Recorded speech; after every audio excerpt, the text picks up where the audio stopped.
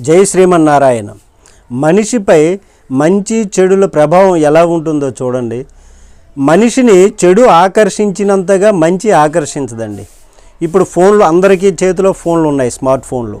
ఈ ఫోనుల్లో చూడరానటువంటి దృశ్యాలను, వీడియోలను చూస్తారు. అది వాళ్ళకి ఆ క్షణము ఎంతో సంతోషంగా ఉంటుంది. తరువాత మాత్రం వాళ్ళు విజ్ఞానం లేక, చదువు లేక వాళ్ళ జీవితాన్నే నశించిపోతారు. ఎందుకంటే చెడు సుఖాలలో మొదలై కష్టాల పాలు చేస్తుంది. కానీ మంచి చూడండి, కష్టాలతో మొదలై సుఖంగా బతికేలా చేస్తుంది.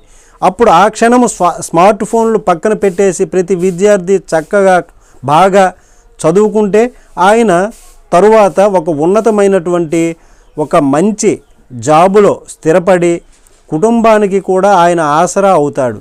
ఇది ఎంత సుఖవంతమైనటువంటి జీవితం చూడండి. జై శ్రీమన్నారాయణ.